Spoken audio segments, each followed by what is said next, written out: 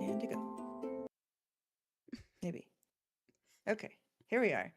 Welcome to Liminal Echoes, where we will dive into creepy stories, intriguing mysteries, and tales that are so strange they just might blur our perception of reality. I'm Fox. And I'm Kira.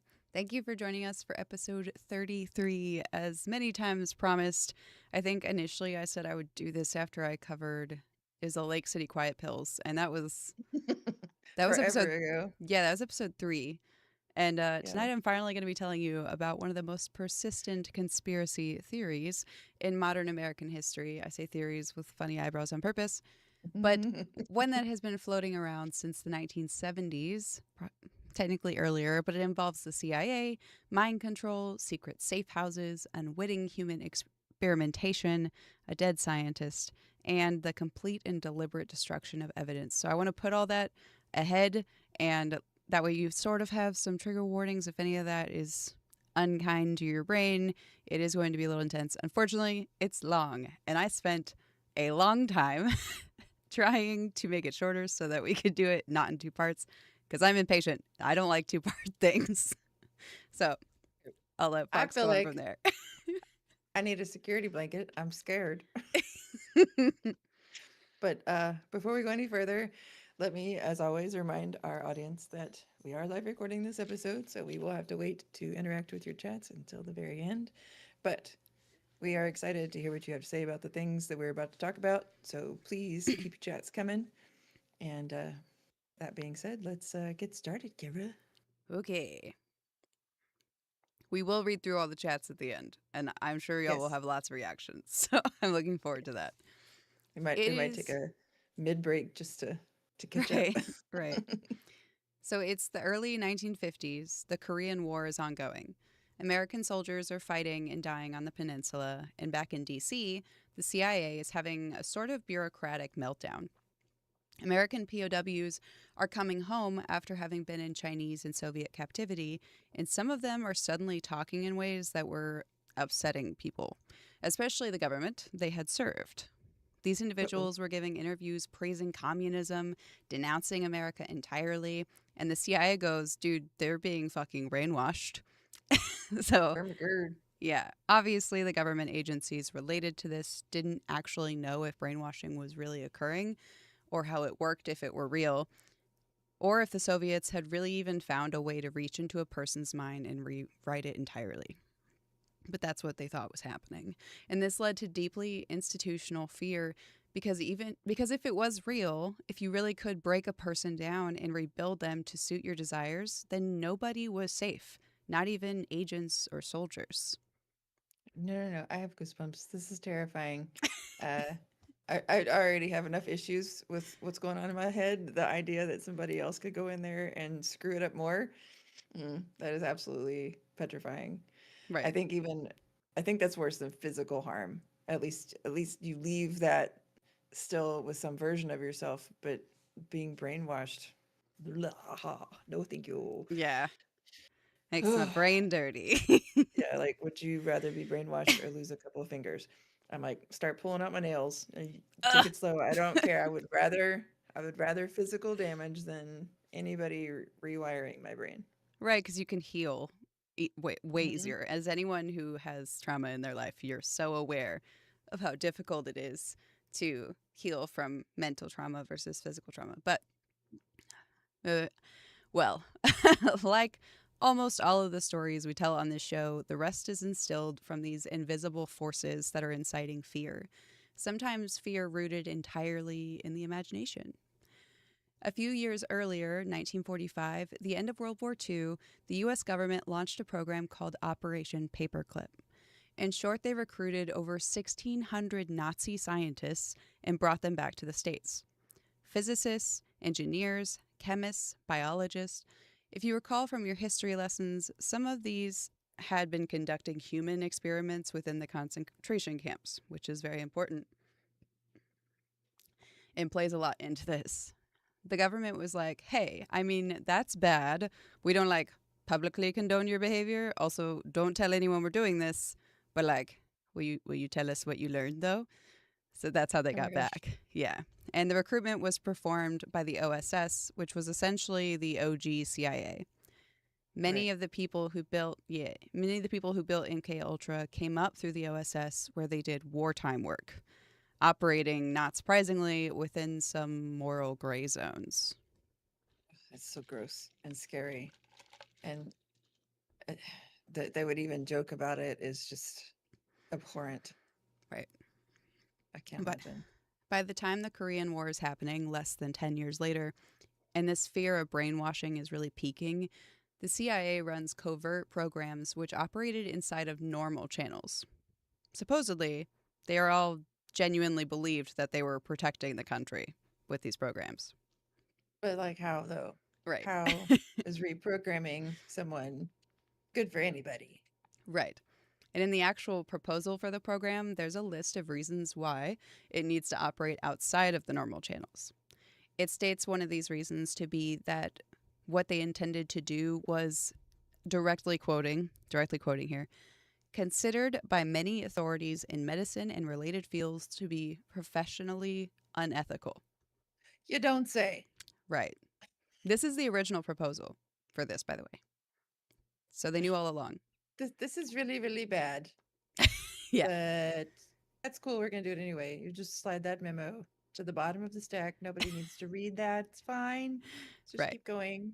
And it was approved. And I was Of in awe course. of the audacity of it, right? Just thinking that surely this version of the proposal was denied. I still can't even get to MK Ultra because it followed another program called Project Bluebird. Oh my Within gosh. the founding documents for Project Bluebird, there is a list of research objectives, and I couldn't summarize them, so I just decided I would read a few. So the first one, quote, can we create an action contrary to an individual's basic moral principles? Could we seize a subject and, in the space of an hour or two, have him crash an airplane, wreck a train, or other such actions? Can we alter a person's personality? How long will it hold? Can we guarantee total amnesia under any and all conditions? End quote. So weirdly, I know you don't Marvel, you don't watch any of those superhero movies. This is exactly what they did to the Winter Soldier. And it was, I mean, just to see it acted out like that, terrifying. But I I think think if you'll you did be, watch any other movie, if you watched that, you would, and after having done this episode, you you might it might intrigue you enough to watch the rest of it. But that is I think, fascinating. yeah, like they had to give him they had this like list of weird words that they would say to him over a phone call, and then it would just like snap him into this alternate personality, and he would go out and just be crazy Warhammer man, and then they would snap him back and he wouldn't remember any of it. I think you'll be surprised there are other echoes, of course, that I bring up at the end, and some of them Hmm. are movie type related. Okay. But so those quotes are pulled directly from a CIA proposal with a budget attached. So Jeez. Project Bluebird becomes Project Artichoke, which becomes MK Ultra eventually. These MK names. yeah, MK Ultra has its own list which is even more rigorous. In the documents from the program, there is a draft proposal based on what later occurs. I honestly believe it is essentially the final draft. It outlines what a portion of the R&D funds would be, quote, devoted to the discovery of, end quote. So devoted to. This is their goal, is what these are.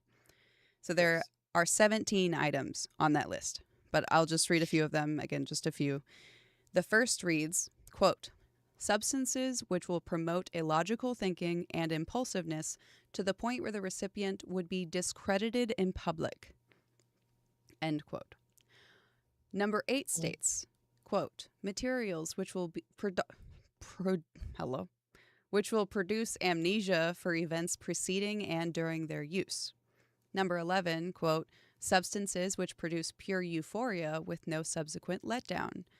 12, quote, substances which alter personality structure in such a way that the tendency of the recipient to dependent upon another person is enhanced. To be dependent upon another person is enhanced. 14. Substances which will lower the ambition and general working efficiency of men when administered in undetectable amounts. Only men? Six. Did I do that one already? Yes, No, 16. you're on 16. Yeah. A knockout pill which can surreptitiously be administered in drinks, food, cigarettes, and an aerosol, which will be safe to use, provide a maximum amount of amnesia, and be suitable for use by agent types on an ad hoc basis. And finally, 17, a material, quote, a material in which very small amounts will make it impossible for a man to perform any physical activity whatever, end quote. The document closes with the line, quote, the development of materials of this type follows the standard practice of such ethical drug houses as, which is redacted. Protected. Yeah, which is redacted. And just ethical drug houses. Like, what? Oh my gosh. What do you This is mean? I have seen a movie with practically every one of those uh theoretical things being used in it. And no, yeah, right. That's so creepy. So, well, as you've probably gathered at this point, this is not a conspiracy theory. These are all documented projects that were believed at one time to be conspiracy theories. So, Mm. Project Bluebird was approved by the CIA director in 1950. The stated objectives included, quote, investigating the possibility of control of an individual by application of special interrogation techniques, end quote, and, quote, establishing defensive means for preventing hostile control of agency personnel, end quote. Take note of the word defensive, because in 1951, when Project Bluebird became Project Artichoke, the defensive framing started slipping. And by slipping, I mean flipped over, because now they are exploring, quote, offensive uses of unconventional interrogation techniques, Oh God. end quote. The CIA began performing overseas interrogations, combining sodium pentothal, Fentanyl. it's difficult, yeah, and hypnosis on foreign nationals without their permission, pretty Oh my God. obviously. Yeah. I didn't realize this until diving a little further into my research, but that's actually what they use to knock you out during surgery today. Oh my God. Yeah. So then, on April 13th, 1953, CIA Director Allen Dulles signed the approval for a new umbrella program. It would be larger, better funded, more ambitious, and it would be called MK Ultra. Ultra. What does MK stand for? I don't know. And who is Dulles? Like Dulles Airport? So I wondered that too. I was like, Dulles, like the airport? But it's not actually him. It's his older brother, John Oh, Foster Dulles, which, like, how that he's you're he's like, the airport. he gets an airport. But so John Foster Dulles was the U.S. Secretary of State under President Eisenhower, and he was a major Gotcha. player in the Cold War foreign policy, actually. Well, yeah, and That's very, Eisenhower is who started the CIA. which, yeah, so all this is very interesting Ah, tying together. You're like the threads. spiderweb. Yeah, The web. the red strings everywhere. So MK Ultra would cover a whopping total of 149 sub-projects across 80 institutions. Wow. I will only talk about a couple of the sub-projects today, but when I was reading all of these memos and court transcripts and interviews, I kept thinking about doing a mini series on them because every part Mhm. of it's fucking terrifying. Wow. But anyway, these institutions would include universities, hospitals, prisons, and private research labs. The budget by Wait, the end was at least $10 million, which is closer to $90 million today. oh my And God. fun fact, almost none of the institutions even knew who was actually funding their research. How? Right. The I'll explain. So, in order to do this, the CIA set up fake philanthropic foundations which served as fronts. Right. So, money would flow from the CIA into a fake foundation with a legit sounding name to a university research grant, and the university would see a private charity donation, having no idea that the government was behind it all. Only a small number of key individuals at each institution knew where the money was really coming from. so the So, old what OG Shell Corporation. that's what I thought of too. I'm like, you washing the money? But what Mhm. you're likely putting together is that MK Ultra was just a financial shell for all of this. Exactly. Jumping ahead. Yeah, you are. But it's okay. I have some of Sorry. the I have some of the proposals here again, and I will again be quoting them. I couldn't bring myself to summarize a lot of this, and the verbiage is just it's too wild. I mean, you've heard some of it already. Already, yeah. Yeah. That So it's even public record is, well, now I'm sure because it was just released, but man, that yeah. somebody put this down to paper. And then had other people sign it. That so Hmm. objective 1 of this proposal to study the possible synergistic action of drugs which may be appropriate for use in abolishing consciousness. Abolishing consciousness. But so end quote there. The budget requested was for animal experiments to be covered, quote, informally without a specific grant and with appropriate cover. End quote. What? Uh, What? Informally without a specific grant and with appropriate cover. So just a blank check for complete with no oversight. With Right. oversight or with no? They said Because with that's appropriate questionable. cover, which is That's questionable. who's defining it. And I didn't Yeah, actually because go ahead. I was gonna say if this is the blank slate we're giving you with the bottomless check, who's going to oversee that? Because I mean, they've already said on paper this is a bad idea, but we're going to do it anyway. Yeah. So I have a real hard time with the idea that there was any oversight whatsoever. Yeah. Because I feel like there wasn't. I think that was just a CYA moment You're going for to be somebody. so angry throughout this whole thing.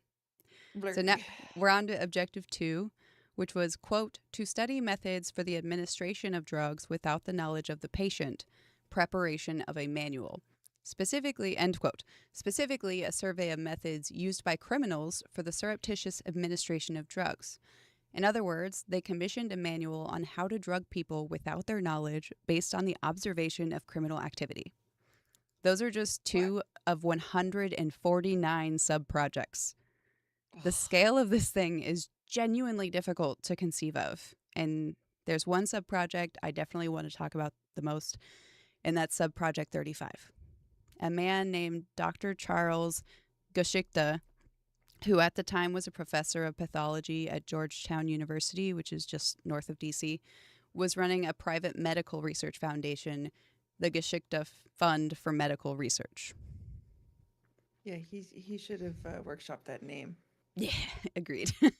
But his fund was legitimate on the surface. It was fundraising for cancer research at a respectable institution by a prominent doctor. Well, One would he hope. was right. He was also a CIA agent. Of course he was. Right. It's So because who's doing that and not? right. So starting in 1951, the Geschichte Fund was used as financial middleman, like our Shell Corporation idea, otherwise known as a cutout, evidently, to funnel CIA money into research programs. In 1955, Geschichte went to CIA officials proposing the construction of a new research wing, the Gorman Annex. Some of you might recognize that name. The CIA said, Mm. sure thing, and fronted $375,000 under the guise of a private donation. So, since the government can't accept donations because they can't, Mhm. so they can be, donations can be used to sway and persuade politicians to make certain decisions. So, they have to match any donation amount with their own funding in order to Mm. accept it. So, the CIA double dipped. So they pretended to be, yes. So in return for the contribution, the CIA received use of 1/6 of the new Gorman Annex as a permanent hospital safe house with, quote, human patients and volunteers for experimental use, which What? supposedly Georgetown University itself had no knowledge of, which Sure, sure, confused sure. me. Right. I don't totally believe that's true. But they began this testing in March of 1959, 4 years later. That building still exists and has been completely modernized and is used now for standard clinical care, outpatient medical services, and academic training. Holy shit. Don't think I could go there, No, I don't want to go to there right? Like ever. Like your even appointments at then or Gordon now. Annex, you're like, no thanks, No, the I'm fuck good. it's not. I'm good. Absolutely not. I'd rather I'm not. fine. Right. I don't need whatever that procedure I will is. crawl out I of will here. just take I will take a 1985 aspirin. Thank you. Right. 1985 specifically. While all of this is happening, there was a parallel project called Naomi. And I won't dwell on it because this is already a long episode, but just for context, real quick. It was concerned with biological weapons, including darts Oh coated fuck. with biological agents, pills that could stay potent for months. Super short animal cruelty moment here. There was a special gun to incapacitate dogs with intent to then return them to normal again, like on The command. fuck? Right, which I assume was to appear like the intruder never was there. It's like so they'd put the dog to sleep, and then when they left, they were I like turn the switch see. back on, kind of I see. situation. It's strange, but extra fact: 11 grams of shellfish toxin was stored in a CIA lab, undiscovered for 5 years, in direct violation of President Nixon's directive regarding biological warfare and weaponry. Oops. Yeah. So this is all happening concurrently, which takes us back to the list of 17 creations MKUltra intended to develop from their research. LSD was the CIA's drug of choice, but they also used several other drugs in these experiments. I wrote it down, scopolamine, and Mm-hmm. sodium pentothal. It's pentotil, and it's weird. But anyway, Fentanyl? pentothal is commonly known as the truth serum drug. Mm-hmm. It satisfied item 13, which was a substance that causes mental confusion, so someone, quote, finds it difficult to maintain a fabrication under questioning, end quote. The artichoke documents record overseas interrogations using, quote, a combination of sodium pentothal and hypnosis, end quote, to induce regression and then amnesia unwittingly. My God. Next is barbiturates and amphetamines, which were Thrills. administered simultaneously. Wait. Barbiturates would be dragging you into sedation, while amphetamines were yanking you up towards agitation. And that was Okay. obviously, right, mentally destabilizing, just suspending you in this state where your defenses aren't working properly. And this is another item 13 deliverable, but it additionally satisfied item 9. Quote, physical methods of producing shock and confusion over extended periods of time, end quote. Fuck. Kiarye is a muscle paralytic derived from South American plants, which produces complete physical immobilization while leaving the mind conscious. You can think and hear, but you cannot move. And this is an important one I will bring up again later when I talk about Montreal. Sleep paralysis, but awake. Right. So, item 12 was, quote, substances which alter personality structure in such a way that the tendency of the recipient to become dependent upon another person is enhanced, end quote. So, essentially, trauma bonding someone intentionally, just as a tool, the ability to trauma bond someone. But And item, why? right. So you'd become dependent on them. Yeah, I understand, but Yeah. I But why man. in the grand scheme? Well, item 16 was the knockout pill. Quote, surreptitiously administered in drinks, food, cigarettes, as an aerosol, maximum amnesia, suitable for agent use on an ad hoc basis, end quote. This was to be used as a field deployable weapon, and I'm sure you've put it together by now, but the drug they were trying to engineer in 1953 showed up on college campuses in the 90s. Today we know it as Rohypnol or GHB. The CIA was developing the date rape drug 40 years before it appeared in cultural conversation. Holy shit, fuckers! Isn't that I was wild? yeah. It is. I can't even think of an adjective of. It is just wild as far as I can get right now. That so many of the fears we had and of all of the things that could happen to us from the dangers outside the Cold War and all of that, and then all of it, the 90% of the fear that we had was being developed by our own fucking country. Yeah, it was, and being done to our own people, Yeah. as we'll soon see. A big reason behind the CIA's ability to even pursue the development of all of these substances was because the CIA had already purchased the world's entire supply of LSD in the early 1950s, but the supply ran out and they needed more. What do you mean the entire supply? And how do they know it was the entire supply? The whole world? Right. And Like I'm it? really glad you asked that. What the fuck? Yeah, because so LSD was first synthesized in 1938, and a handful of pharmaceutical labs, mostly in Switzerland, extra fact, were the only places in the 1950s with any inventory of LSD. So the Why was CIA there wasn't inventory? buying, hmm? But why was there inventory at all? Right, because they were actively learning to make it at this point. So the CIA wasn't buying warehouses of it, but instead the output of a small number of labs that were still figuring out how to make it. Oh my god. So they had to find somewhere or someone to make more then, I Yeah. guess, because they ran out. Yes, and that someone was Oh no. Eli Lilly. And if that name Fuck is that guy. familiar to you, it's likely because it's still one of the largest pharma companies in the world, producing insulin, Prozac, and several of the most widely prescribed medications in America. And in Gee, 1954, they mastered the recipe for industrial quantities of LSD for the CIA. I wonder how they got all those other contracts. Hmm. Industrial, that's a crazy term Yes. for like What is industrial quantities for mass production on a wide worldwide scale? of LSD. So we've all just been drugged for the last 60 years. Right. Great. Explains so many things. Hmm. It Well, really does.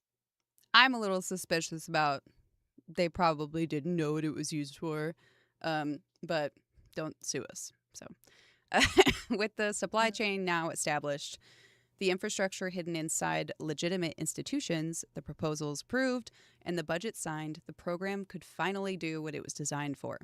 The most infamous piece of which was a safe house operation that started in 1954 in San Francisco in an apartment on Chestnut Street. It was titled Operation Midnight Climax. I'm sorry, what? Hmm. What? Yeah. You'll kind of understand why it's called that, and I don't understand why they did that. That sounds like a gay sex film that I'm not sure I would ever want to see. That is so specific. Um, well, before we go too far, there is always an official bad guy when it comes to stories like these. For MK Ultra, that bad guy was Sidney Gottlieb. I say it this way, by the way, because there was clearly an onslaught of bad guys. This is just Yep. the main one. So Gottlieb grew up in the Bronx. He was the son of Jewish immigrants and was born with a club foot and developed a significant stutter. He Hmm. earned his PhD regardless of being felt like he feeling like he was held back. But he earned his PhD in chemistry from Caltech, joined the CIA in 1951, and became the head of the Technical Services Division Chemical Branch, which would be amazing. You would be like, Mm-hmm. you'd be so proud, Good except job. bad, right? But he was the agency's chief chemist, so his signature is on nearly every subproject. And remember, there are 149. He was also the man who later on ordered that the files be destroyed. Suspicious. hmm Reportedly, he was actually quite a contradictory person. He practiced folk dancing, raising Wow. goats, and read Sanskrit. And depending on who you asked, was either a true believer who thought he was protecting his country, or a man who found in the CIA's blank check a permission structure for doing things that fascinated him. And I think the answer is both. Two things are true. Both. Yes, I think both. And why goats? I- That's such a random assortment of oddities. Folk yep, dancing, goats, and Sanskrit. Was he starting a cult? Because maybe. that's what it sounds like. It sounds like he was And starting a cult. that is a really good point, actually. It sounds like he Yeah, was I like, want to drug the people so they can't leave. They can't tease me about my foot and and my stutter. and my stutter. Right. And I But I want live to in watch San him Francisco, so I can't start a cult. It should be out with and my not in the goats. wilderness. Right. With my goats. Yep. Yeah. So many things are wrong with this story. hmm I hate it. And the man they chose to run Operation Midnight Climax was George Gross. Hunter White. George Hunter White was a federal narcotics agent and not part of the CIA. He was an OSS veteran, though, with rough edges. He was a hard drinker, and by all accounts, enthusiastic about his work in ways that should have raised several red flags. Sounds legit. Gottlieb brought him on as a CIA consultant in 1952. And we actually have a diary entry from White during that year about when and how they made the arrangement.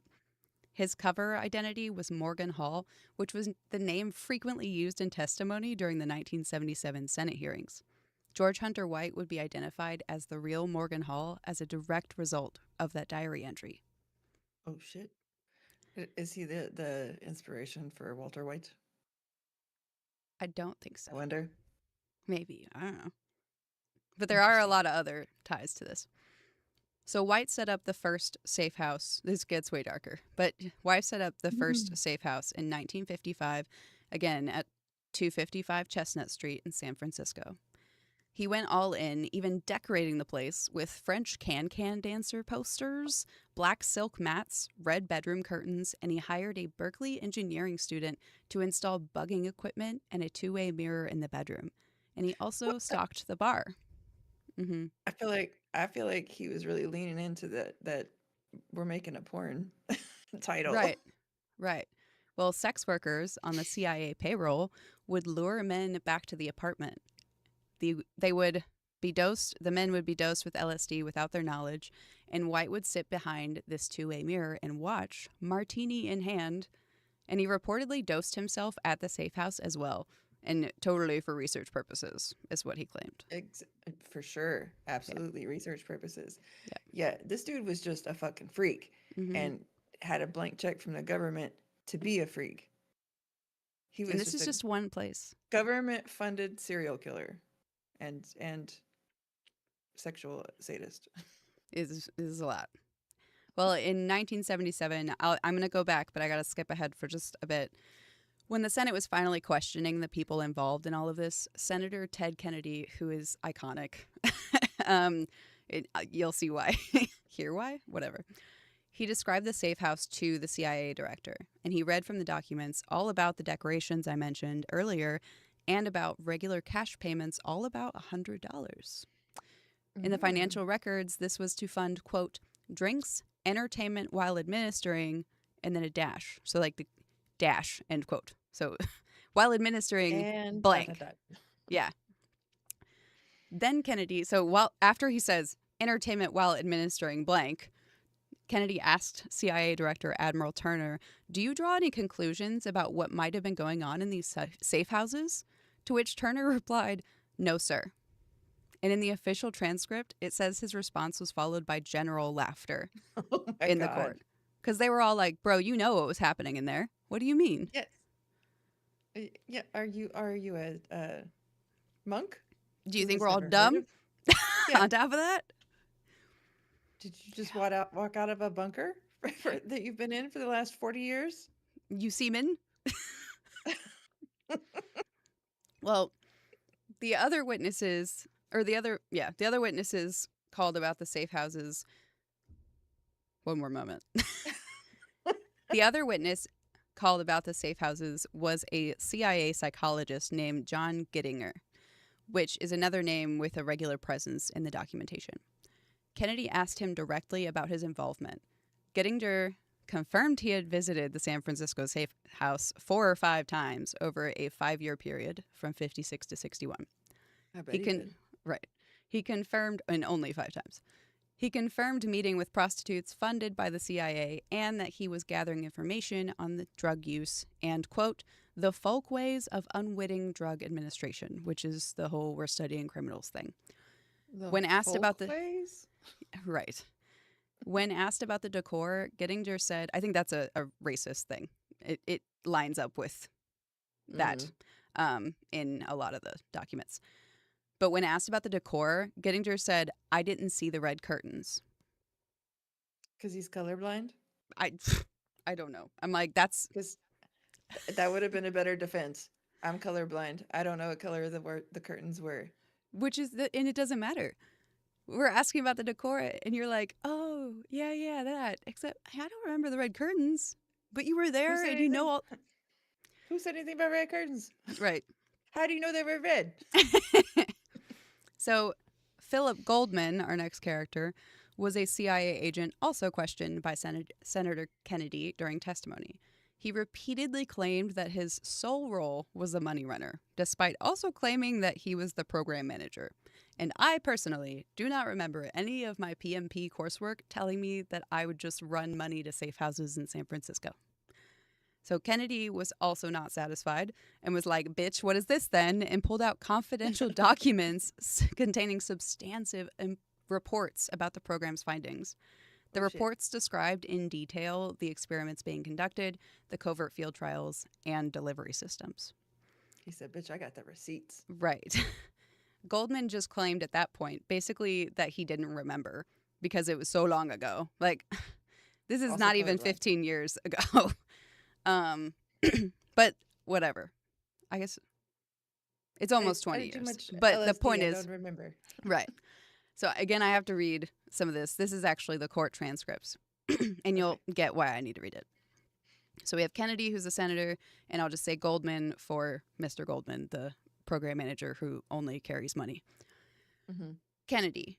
Well, that document covers more than receipts. Goldman. Yes, it tells of what they had conducted work out there. Kennedy. It describes, does it not? Read the paragraph too. Goldman. A number of covert. Then Kennedy interrupts him. Well, you can't read it. It's a classified document. And I don't know why, quite frankly, but it relates to the substance of those programs, and your name is signed to the memorandums of it. I'm not interested in you trying to review for us now what is in the document, but I think it would be unfortunate if we were left with the opinion that all you were was a courier of resources when we see a document with your name on it signed that talks about the substance of the program. And what we're interested in is the substance of the program. We have the recent documents that were just provided by the agency, which do indicate that you were at least involved in the substance, and I'm just trying to figure out whether you're willing to tell us about that. Goldman. I'm perfectly willing to tell you everything that I can remember. Kennedy. But you can't remember anything. Love this man. Yeah. And I have another Yeah. section who goes on. Kennedy. The report that you examined here is a substantive report on the particular program and project. And I don't think anyone who wasn't familiar with the project, this is a personal evaluation, could write a report on the substantive substance of it without knowing about it. Now that's mine. Maybe you can't remember and recollect, and Mr. Goldman interrupts him. No, everything I put down in there is things that I was told while I was out there. And if there was any ancillary information involved in there, I can tell you I just don't remember that. I really don't. At the time, that was some years ago. At the time, a lot of time has passed since then, and I have made quite sure that if I could recollect it at all, I would. If you have some papers and you want me to certify whether, yes, this is so or that is so, I can do that, but I can't recall it mentally. And then Senator Kennedy drops the most devastating line to end his questioning. You just certified the principle. Yeah, you did. Well, if you So tell me what, then I could tell you what's real and what's not. But you just said how? you don't How know can you do anything. that? All you're verifying is that yeah, that's what the paper says. That's what I wrote down. but I don't remember it. So did they give him the drug that makes you forget specific things? I don't think that. I don't Or think did that's the he case. or did he get like hypnotized with Well, LSDs? well, I know he didn't talk about the he wasn't willing to say anything about his role at all until he had noticed or found out that they had the confidential documents. So he was probably Oops. like, well, I can't, like, I'm not going to say anything. I just ran money. Oh, but I don't remember that. Like, I don't remember any of I that. just I have amnesia. Yeah. And then he says in there, the way he stutters with himself, he's like, well, at the time, that was a long time ago. At the time, like, and you're like, bro, chill. Like, Take a breath. right. So we are finally and unfortunately at the part of the episode where I discuss what actually occurred during these experiments, because I haven't even Oh, gotten there. That means I have to discuss forced drugging, psychological torture, and accounts from survivors about what they experienced. I won't be graphic or anything about that, but I just want to get ahead of okay. Taking a breath. it. I'll get a drink before. I was like reading through that script fast. Okay. So, the safe houses were only the visible part of the operation. This next part happened in institutions, hospitals, prisons, places where the people had no way of leaving. Because you think that apartment, people can go in, whatever happens, happens, and then they leave. And if they Mm-hmm. don't leave, they're probably thrown out. Right. Or they died. Right. And then the army starts conducting its own drug testing programs in parallel with the CIA. Yep. Oof. And they did that extensively. They used a volunteer consent form. Soldiers could technically choose to participate. The form they signed acknowledged that, quote, transitory discomfort may occur, end quote, and asked them to, quote, rely upon the skill and wisdom of the physician, end quote. There was not mention of what drug they'd be given, which was LSD. The form didn't mention the documented risks to include psychosis, paranoia, and lasting psychological damage. Every volunteer Fuck. then had to sign what was essentially an NDA enforced by the UCMJ, which is the Uniform Code of Military Justice. So if the drug led you to experience what we would now recognize as a psychotic break, if you really needed help, you couldn't tell your primary care doctor or anyone about it. You had to just suffer alone. What the fuck? Yeah. And it wasn't only soldiers, but prisoners and mental health patients. And it was, in some documented cases, people who had no idea they were anywhere near a government program at all. So how did they get I mean the prisoners I get they don't have to have consent, but which is just scary back then, but like who consented for the mental health patients or were they wards of the state, I wonder? I'll get to it a little. Yeah, I'll Okay. explain. I won't phrase it that way, but I will explain. Okay. So now I'll discuss three of the victims. The first is James Joseph Bulger, who was known as White, the South Boston Irish mob boss who ran the Winter Hill Gang and became an FBI informant who used that status to eliminate his rivals, then spent 16 years on the FBI's most wanted list before being arrested in Oops. 2011. And I meant Whitey, not White. His name is Whitey. Whitey the gangster. Okay. He died in prison in 2018. So he was in there 7 years before he died. And Mm-hmm. was by almost any measure one of the most violent organized crime figures in American history. Right. Ah. Is this was he also known as Whitey Ford? Is that a different person?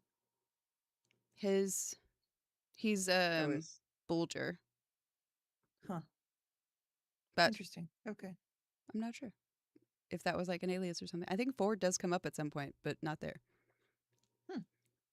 But in 1956, Whitey was in his mid 20s and incarcerated in Atlanta Federal Penitentiary on a hijacking conviction. The Oops. CIA came to him offering him the opportunity to participate in a medical research study in exchange for consideration for a sentence reduction. He Nope. agreed and was given LSD over 50 times. Mm. In his prison notebook, which survived him, Whitey described the experience as, quote, horrible LSD experiences followed by thoughts of suicide and deep depression, end quote. Damn. He compared the doctor who administered the program to Joseph Mengele. I didn't want to say it wrong, but that's the German officer who was known as the Angel of Death during in the Nazi Mm-hmm. regime. Right. He wrote, quote, I was in prison for committing a crime and feel they committed a worse crime on me, end quote. Absolutely.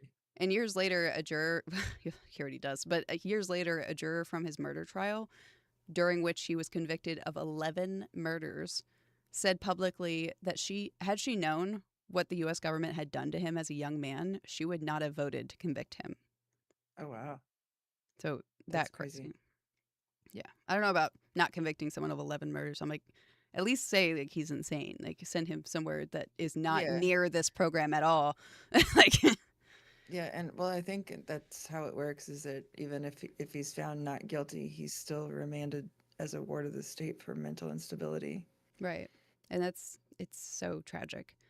And our next victim is or yes, well, next person is Ken Kesey, a graduate student at Stanford University in the 1960s. So, in a lot of the sources you see for this or the general Mhm. conversation is they're all down on their luck people and all prisoners and all this is a graduate student Yeah, at I was Stanford. gonna say, why is he getting involved with drugs? He was a wrestler known as a straight-laced kid who had never taken a single drug or even tasted alcohol. Oh So wow. his neighbor, by chance, a psychologist, had signed up Oh, for a research study at the Menlo Park VA hospital, but had to back out at the last minute, asking Kesey to take his place. So he wasn't oh even shit. supposed to be there. Oh fuck.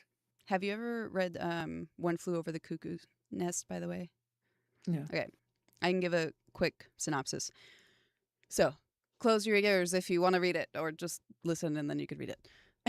So, One Flew Over the Cuckoo's Nest is a novel that was published in 1962 and later was an Academy Award winning film in 1975 with Jack Nicholson. Hmm.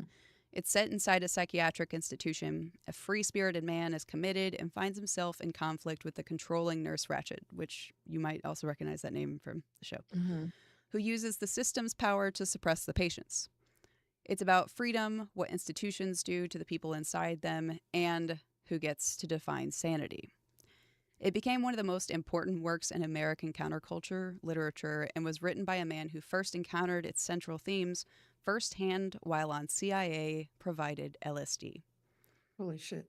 Kesey was so affected by his experience at the Menlo Park VA hospital that he actually took a job there afterward, What the fuck? like as interest, just interested in it. And then he started stealing the LSD, the CIA's LSD, to give it to his friends. Those friends included the people who would become the Grateful Dead.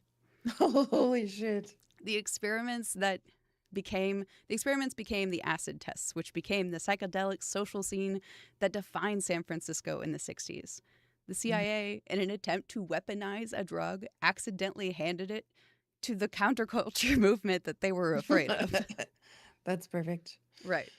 They created the movement on Hmm. accident. Accidentally on purpose? Right. And so the third I'll go over now is a bit complicated. His name is Ted Kaczynski, you know, probably as the Unabomber.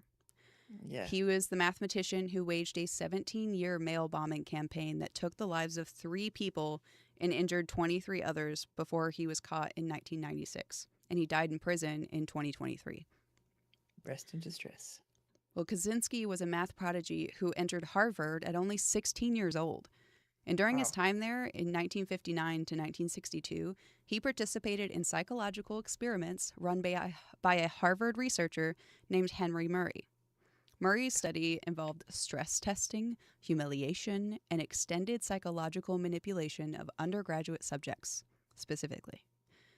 At Harvard, Murray was connected to CIA funded research networks, and the experiments he ran on the students are documented.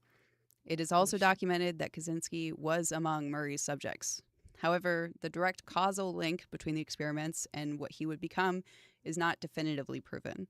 His brother has said he does believe the experiments deeply affected him, but researchers are split on whether the damage preceded the experiments or was caused by them. Pretty be safe to say they were caused by him. I mean, how do you go from 16-year-old super brain to the Unabomber Right, and that he's without already without some influence? Well, and you're already being thrown into an environment where people are older than you and have different experiences. And Yeah, and there's gonna be bullying and shunning. He probably had a hard time making friends, and yeah, a man, I child mean, at a university. feel for the kid, not the adult. Exactly. And it not giving any leeway as far as, you know what I'm saying? That's why Yeah. it's hard to talk about that part. But those are a few of hundreds of similar situations that we will never fully know about because most of the records were destroyed, as I said earlier, in 1973. The next experiments I'll talk about don't all have names attached to the victims. They were people who came to a hospital looking for help but were used instead. The Army's Project Third Chance was a series of field interrogations conducted in Europe in 1961. Subjects were given LSD before being interrogated. One subject, an American soldier, suspected of involvement in theft of classified documents, reacted severely and experienced what the trip report describes as, quote, a highly sustained and almost incapacitating reaction, end quote. The interrogators used this against him, threatening him with, quote, extending his state indefinitely, even to a permanent condition of insanity, or bringing it to an end at the discretion of the interrogators, end quote. Holy fuck. That is What? sadistic. I'm curious what their description actually referred to. I mean, I'm scared to know, but it seems like a whitewashing, if you will, of actual events. So it has to be worse, right? Yes, Is how I exactly. interpret all of this. Right. So Like Project this was their sugarcoating it. right. Well, in Project Derby Hat was the follow-up series in the Far East in 1962. One subject received a dose and within 45 minutes had a thready pulse, was sweating, and lost consciousness. He was placed on his back. And yeah, which is just stupid. But anyway, medical records from that day show that at 12:30 p.m., he was moaning that he wanted to die. He remained in that state for hours, and the Oh my interrogation gosh. continued for 17 and a half hours after initial drug administration. Fuck. There is a note from the medical officer present stating that his presence was, quote, of value to the subject, end quote, because it ensured, quote, an unnecessary, untoward result would not occur, end quote. So he was like, I should be here because, just to make sure he doesn't die. I shouldn't tell them to stop. I just want to make sure to keep him alive. Yeah. Yeah, Yeah, some and doctor. he didn't even try to sugarcoat that. Yeah, He's just I'm just here to keep him alive. That's all he exactly. needed to say. So the deepest part of this program, debatably, was in Montreal. Dr. Ewan Cameron was one of the most prominent psychiatrists in the world and was the first chairman of the World Psychiatric Association, which should terrify you. He commuted from Albany, New York to Montreal every week to work at the Allen Memorial Institute at McGill University, and the CIA paid him $69,000 between Holy shit. 1957 and 1964, funneled through a front organization called the Society for the Investigation of Human Ecology. Flowery Which name. means Right, we want to see how bodies break. right. So Cameron, by his own account, was pursuing a genuine scientific question. Could you erase a person's existing personality and reprogram them from scratch? Which I'm sure that sounds familiar. He called the Mm-mm. process depatterning, and the CIA found that idea extremely interesting. Of course they did. His patients came to the Allen Memorial Institute looking for help for depression, anxiety, and other relatively mild neurotic conditions. What they received was drug induced sleep that lasted up to 60 days, with patients sedated for the better part of each day. Electroconvulsive therapy was administered at up to 67 times the standard dose by pressing the button on the machine 6 times in rapid succession instead of just the once, given Oh my god. daily instead of weekly. Injections Jesus. of Kiare, the thing I said earlier, the paralytic Hmm. compound from the 17-item list, so that patients could not move while the other treatments were applied, and psychic driving. These were recorded messages played through speakers under their pillows on a continuous loop, sometimes up to 500,000 repetitions. Mm. messages designed to reinforce new behavioral patterns while the patient's existing sense of self was being systematically destroyed. And Cameron did not tell his patients that he was doing this to them, nor that they were even part of a program at all. Man, So there's I your can't consent imagine. question answered. Yeah.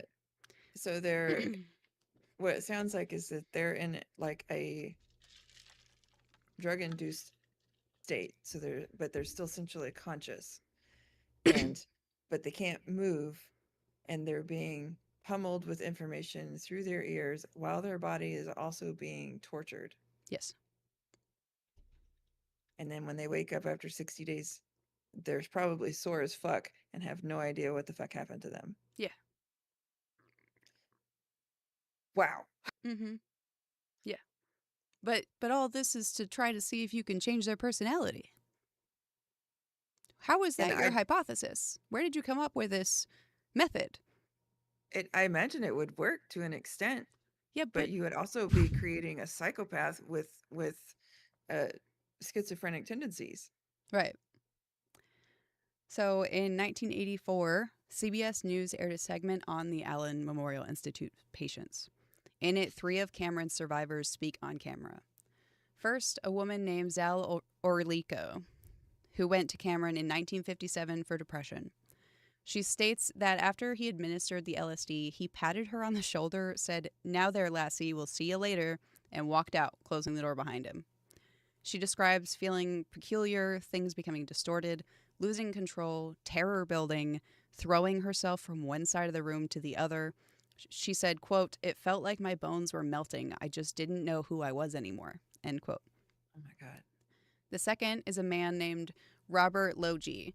He was 18 years old and went to Cameron for leg pains that had been diagnosed as psychosomatic, which is so strange because how common is that? He received the full Mm. battery of extended sleep, electroshock, LSD, and psychic driving, all of it.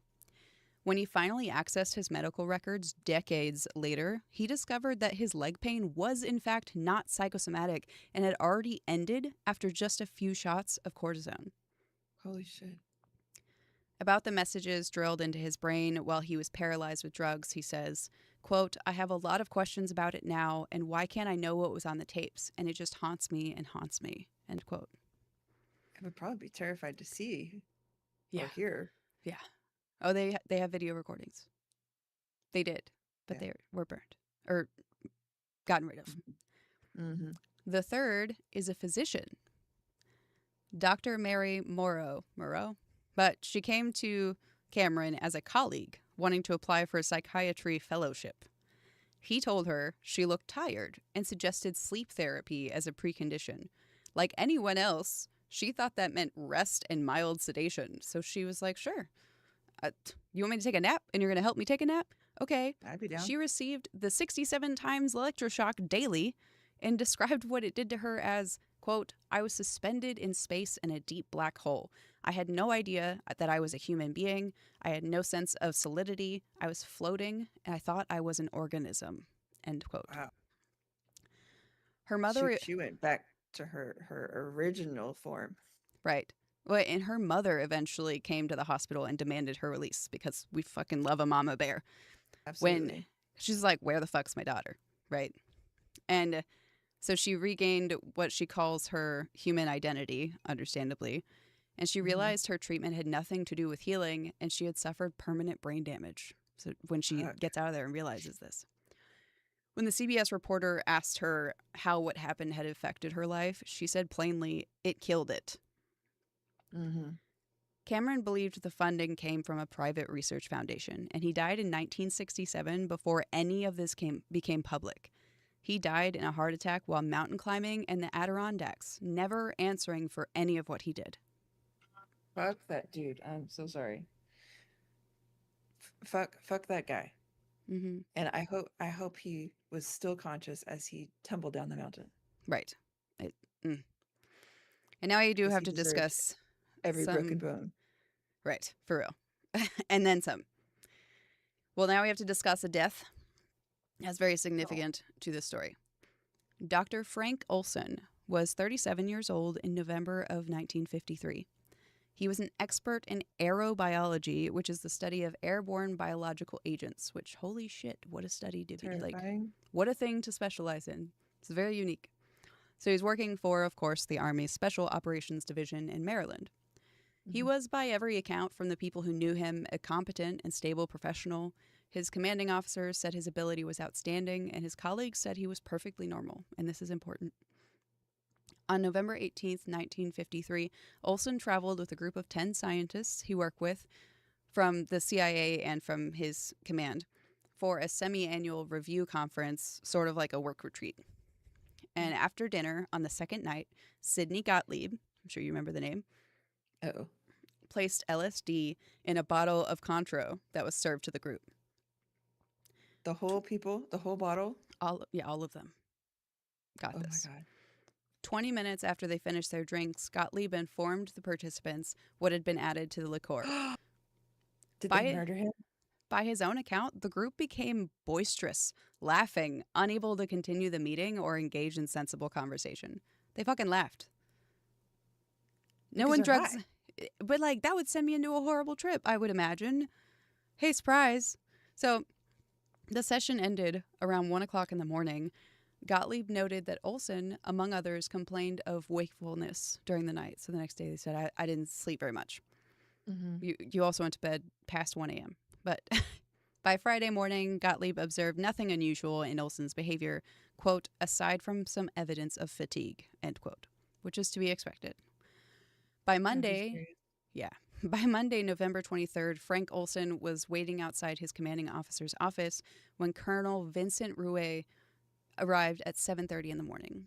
The man his colleagues had described as perfectly normal was in a serious depression.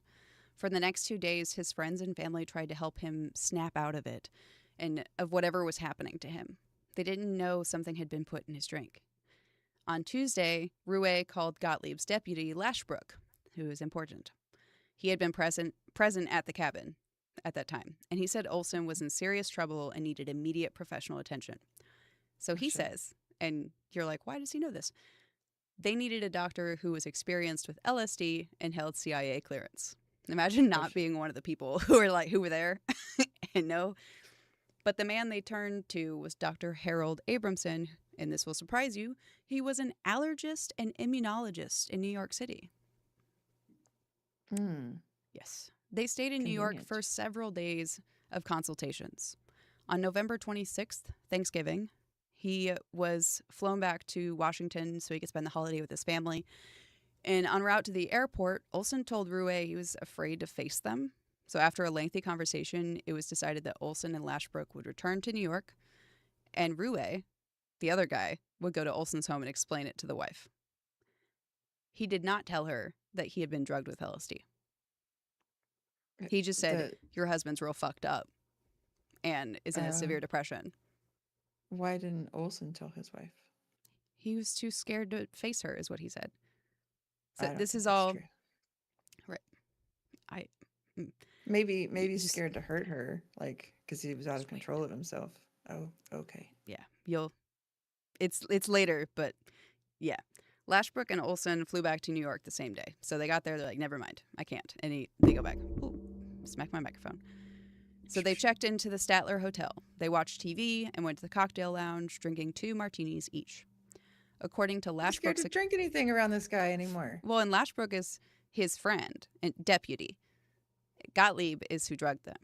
Oh, okay. So, according to Lashbrook's account, his deputy, Olson appeared, quote, no longer particularly depressed and almost the Dr. Olson I knew prior to the experiment. The experiment being drugged by Gottlieb for no Mm-hmm. reason. Surprise. Um, Unknowingly. yeah. They went to bed about 11 p.m. Olson said he felt, quote, more relaxed and contented than he had since they came to New York, end quote. So, whenever he was feeling really shitty, they went up to New York the first time. I'm suspicious. He left a wake-up call with the hotel operator, but at about 2:30 in the morning, Lashbrook was awakened by what he described in his report as a loud crash of glass. Frank Olson had gone through the closed blinds and glass window, falling 10 stories to his death below. Oh my god. I just got like full body chills. Fucking hell. And I think it's important that he left a wake-up call with the hotel Mm. operator.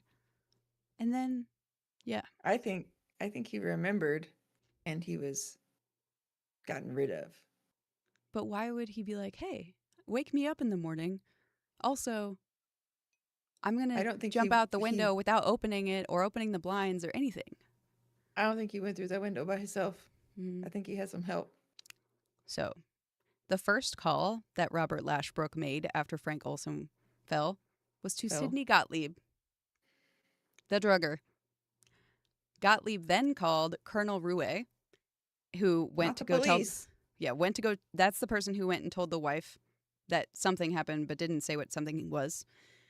He informed him of Olson's death, and then Lashbrook, so the guy who's at the hotel with him, called the hotel desk, who called the police And Lashbrick was his friend. and deputy. He's a lying piece of shit. Yeah. When the police Totally drugged him. when the police asked Lashbrook why Olson had committed suicide, Lashbrook said Lashbrook said he didn't know, but that Olson, quote, suffered from ulcers, end quote. What does that have to do with jumping out of a window? I also asked that question. Not Well, jumping out of diving through a not open window. mm-hmm. Yeah. I He no. didn't mention the No, LSD, the CIA, any of the events leading up to the death. of He just said, course. oh, Of well, he course had not. ulcers. Maybe that was so. What? And what would you imagine being the police officer? What do you mean? There's no way. Go to a doctor. You're a doctor. Like, what do You you are a mean? doctor. I'm a Right. doctor, not that kind of doctor. Right. Love that movie. What in the actual fuck? This is So the CIA then carefully worked to ensure two things: that Olson's family received his death benefits so they wouldn't thank come after goodness. them, and that they were never told what actually happened to him, the family. Ensured they were never These told. poor people. Yeah. In the aftermath, DCI Alan Dulles sent letters to the men involved, including Gottlieb, and I'm sure you remember Dulles from before, criticizing them for, quote, poor judgment, end quote, in administering LSD to an unwitting subject, quote, without proximate medical safeguards, end quote. No. We could have just stopped at a poor judgment of an unwitting subject. Yeah. Because the guy that should not no. That just needs to Even be the poor whole judgment sentence needs to be on its own. reworded. The whole Yeah, sentence needs it to be gets just worse. throw all of these people away. The letters were critical and acknowledged culpable negligence. But then a note from the deputy director specified explicitly in writing that, quote, these are not reprimands and no personnel file notation are being made, end quote. What? And then the program continued, and they would continue unwittingly LSD testing on American civilians for 10 more years. And they wonder why everybody has depression and anxiety now because all of our parents and grandparents were dosed unknowingly. This is a nightmare. The project finally halted in 1963 because of an inspector general conducting an unrelated survey of the Technical Services Division stumbling across it inadvertently. Well, thank goodness for that. The universe was like, this is enough. Frank Olson's family did not find out the full story until 1975, 22 years after his death. In 1994, Eric Olson had his father's body exhumed. And here is the time. A forensic examination found evidence of a... Oh my gosh. Oh, this is horrible timing. It's okay. Wait. No alerts are on this page. It's fine. So sorry. I just got a raid, which is great, but I can't acknowledge that too much right now. We're in a really dark part of this story, and this is such a bad time to come in. I'm so sorry. So, Okay, people, hold on to your butts. Hi, I'm sorry, guys. This is every Wednesday we host a podcast called Liminal Echoes, and it's really intense right now, and you're right towards the end of it. So I'm sorry for everything you're going to hear without any context. Not that that makes it any better, because it's worse with context. Yes. So in Hold your breath. 1994, in 1994, Eric Olson had his father's body exhumed. A forensic examination found evidence of a blunt force injury to the head that predated the fall. The injury was consistent with someone being struck before going through the window. The CIA has never been asked to answer for that finding, and the case remains technically open. Motherfucker. I knew it. I knew they murdered him. Yeah, they had murdered. They Yeah. murdered him. So in January 1973, Sidney Gottlieb is retiring from the CIA after more than 20 years. And he's about to be named ambassador to Iran, by the way. But Throw away the whole person. yeah, in the background, the Watergate scandal is consuming the Nixon administration. Everyone with something to hide is looking very carefully at what they have and asking if it can survive any scrutiny. Because it's scary seeing Nixon do Nixon shit. Nixon things. Yeah. So Gottlieb came to Helms with a suggestion. The guy who he would be replacing. Um, Given that the program was over and both of them were leaving, and the embarrassment that could result if certain documents became public, embarrassment was the word they used, maybe it would be a good idea to get rid of them. So Helms ordered the destruction of the MK Ultra files, an explicit violation of a regulation written by the CIA to specifically prevent this type of event. I think they should have written a regulation to prevent anything like this ever happening in the first place. Oh, the other So part. that, Yeah. yeah, This part, like the whole MK Ultra part, right. And this not part, just the destruction of the documents part. yeah, so you're not, when retiring, you're not allowed to destroy anything Right. because when someone comes in, they should be able to read everything, go in with no knowledge, and understand everything at the end of it. Right. That's When not they're what taking your happened. position. Right. Right.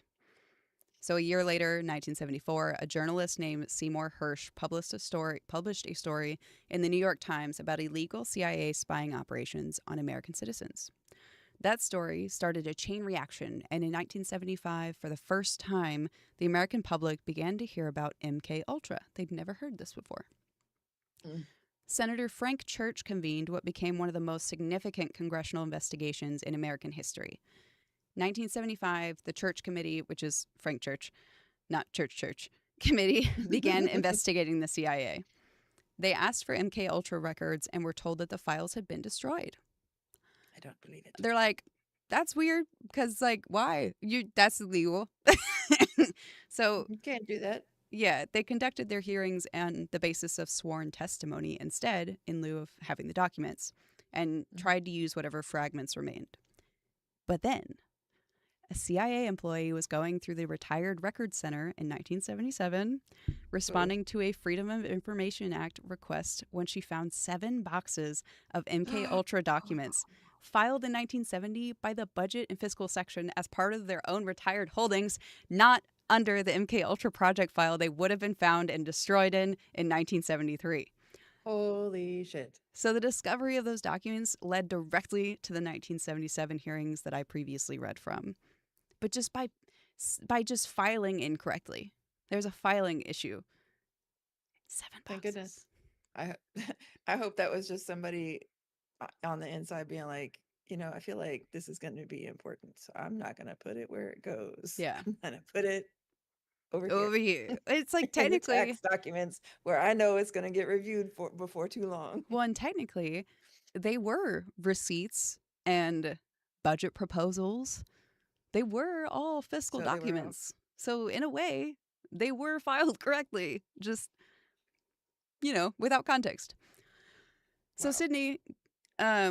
Sidney Gottlieb during the Senate hearings was calm and cooperative, and there's actually footage of him talking, and it's so uncomfortable to watch because he expressed in the measured language of a bureaucrat reviewing a project that just didn't go according to plan what he thought of MK Ultra, and he said the program had experienced quote as many failures as successes. What were the successes? That's even more terrifying I don't, his because we're LSD only party. hearing I don't about the know. people the midnight backdoor in San Francisco. Possibly that too. But he received, you're going to be so angry. Upon retiring in 1973, he received the Distinguished Intelligence Medal from the CIA, which was the agency's highest award. He then moved to India, where he ran a leper hospital for several years. Then he Oh came back to no. the United States and worked in a hospice center in Virginia, caring for the dying. He wasn't caring for anyone. Right. India sent him back because he was murdering people over there too, probably. That's how I feel. Like, there's no way. But no criminal charges were filed against anyone involved in MK Ultra, and none of the victims were compensated in any way, despite recommendation from the Senate, and who the CIA director at the time actually agreed with the recommendation, and the CIA just didn't do it.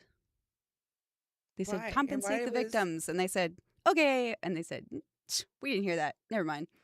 yeah, and that's a big problem with that part of like the judicial system is that they'll like demand, like this is your sentence, this is your recompense, and then all you have to do is say okay. There's no procedure in the judicial system to force someone to pay what they owe once they've been commanded to do so. Well, and it was a Like it's recommendation just because where it it's the ends. Yeah. CIA. Hmm. So in July 2025, a Quebec Superior Court judge authorized a class action lawsuit on behalf of victims of the MK Ultra experiments at the Allen Memorial Institute, their immediate families, and the estates of those who have since died. The lawsuit names the Canadian government, the Royal Victoria Hospital, and McGill University, which is where we really went into those tests. Unfortunately, before anyone gets too excited, as of this moment, it has not been resolved. And that is where the official story currently stands, a class action that is still open.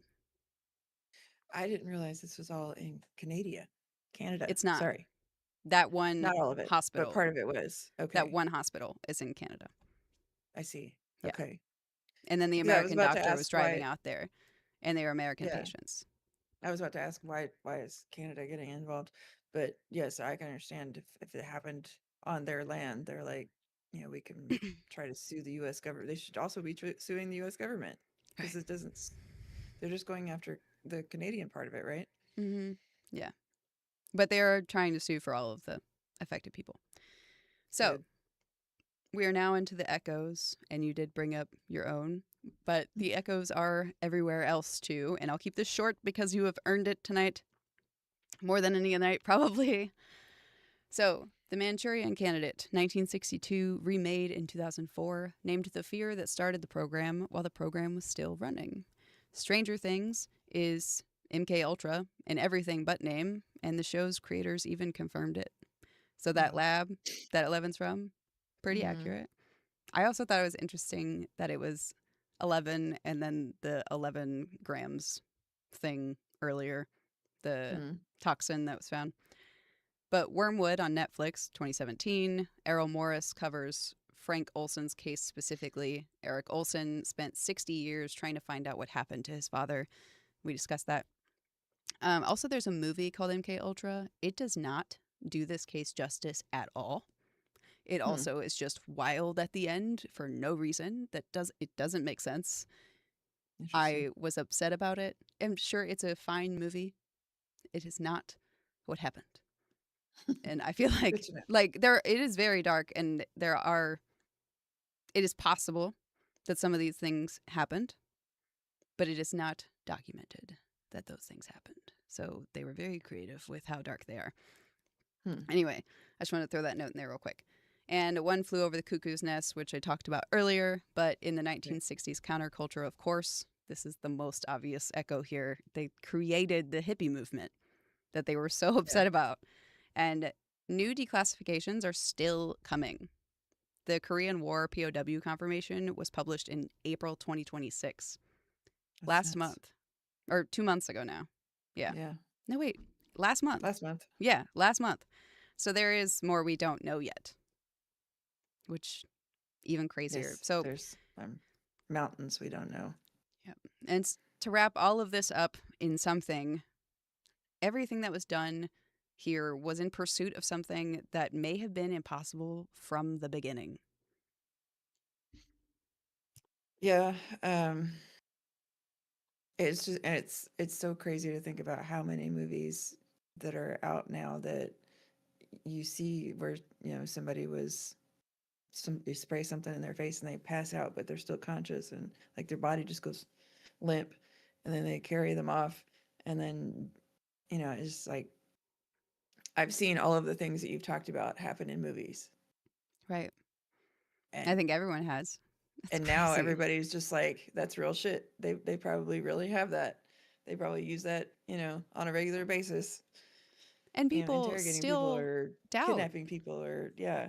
People That still that doubt that this. too. They doubt current conspiracy theories.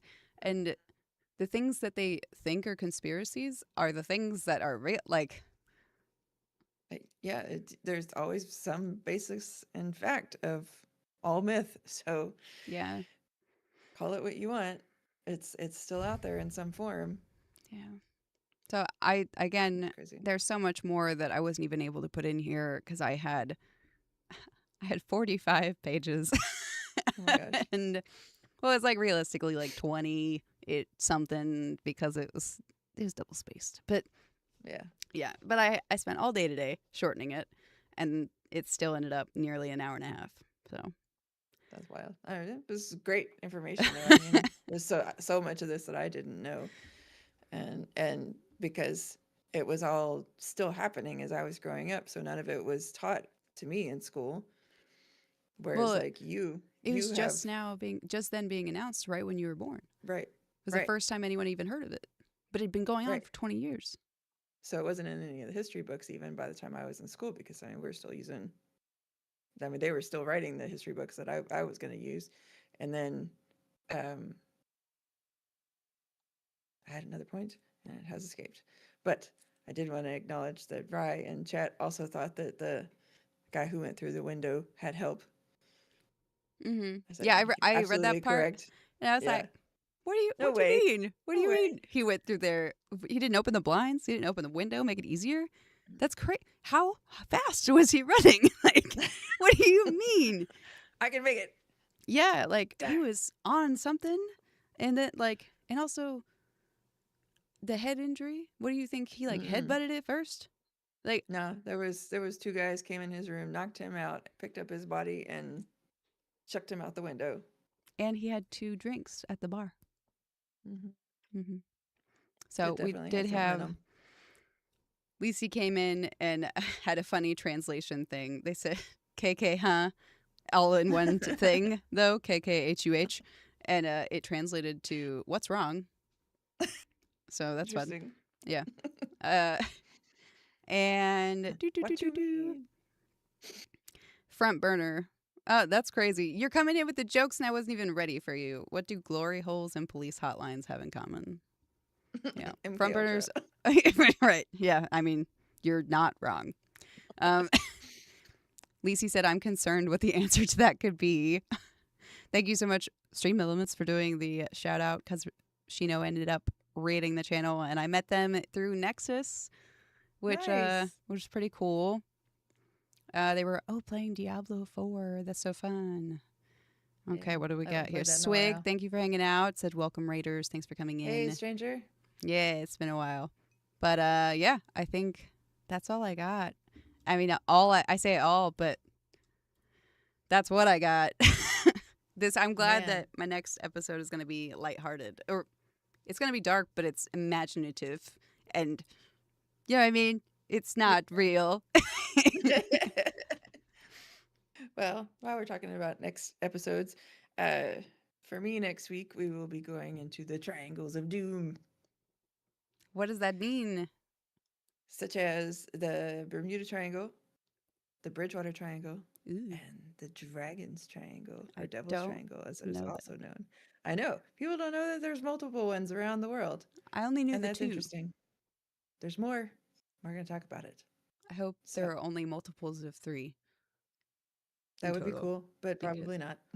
that would be annoying. It's like 17, something obnoxious. It's like Not nothing. really a triangle. It's It's a more prime like a number. dodecahedron. Right. But But that sounds fascinating. I'm very excited for that. I know you've been enjoying the research already. Swig mhm. said, "Hey guys, dropped in as I'm working from home today." Cool. Thanks. We Hi, appreciate Ikagawa. you. Hope that yay, Ika. Do you have anything else over there you want to address? No, Ika was just lurking. They said they're hanging with their partner. We appreciate you for being here anyway, in Yeah. any form. Especially Just this supporting episode. supporting the pod. Yes. This episode was maybe one of the heaviest we've done. Mm-hmm. Um, Definitely. and I was anxious to even do it, but I had already done. I had said in episode 3 that I was going to do this episode, Mm-hmm. and I just felt like I couldn't avoid it after I started. Like, I read hundreds of pages of court transcripts and stuff. That Kennedy guy, drills. All I could think of was the 20s style, like transatlantic accent, but then a Mm-hmm. 50s quick banter is like really snappy, like a TV drama. Yeah. That's how he acts. Like that's how all of all the transcripts were. He was just like, "Oh, Wow. that's interesting. That's Tell me more. That's crazy because just in my opinion." You Like, don't say. and he's like, "Cuz like receipt. Oh, it's different now?" Like I was like, "This man's is But wild." what about evidence? Yeah. And oh my god, I loved him. But he tried. I mean, he did his damnedest. And Good. I'm but glad somebody did. no one was held accountable. Even though So all of this fucked. information is out. Well, probably most of them are all dead or retired now. So who I are they just, going to punish? I it's mean, just the government, but the government, yeah, punished the mhm, CIA. And good luck. what isn't is only mentioned in a couple of places. I don't know if you noticed that Admiral Turner is one of the people, but um, the Navy originally funded some of this, which is not surprising because they also No. funded the Stanford experiment, Mm. which I don't know if anyone knows about that one, but it is basically about the introduction of power in a dynamic and how humans can turn into monsters very quickly. What was supposed to be a 2-week experiment of putting college students in like jail and jailer, or you know what I'm saying, jailers Yeah, and down a fake thing. Yeah, downward spiral real fast. like 2 days, and they had to Hmm. cancel it because it got so intense and destroyed people mentally. But supposedly everyone's fine afterwards. I But I'm doubt like, it. sometimes those things like, and even for the people who became monsters, it's what you came in. You now know that about yourself that you can Right. become something like that. That would scare me to find that out if that were, happened to me. Did you Yeah, speak we about the Manson family links? I didn't directly because in the time period that this covers, that isn't relevant because it is not directly relevant because LSD incited the 60s and stuff, but it wasn't like, you know what I mean? It's not like a direct yeah. to Manson thing. But the Grateful Dead, that's direct. Literally Yep. straight line. Like no They're degree, holding hands. 2 degrees of separation. You got the experiment, Ken, Grateful Dead. Yeah.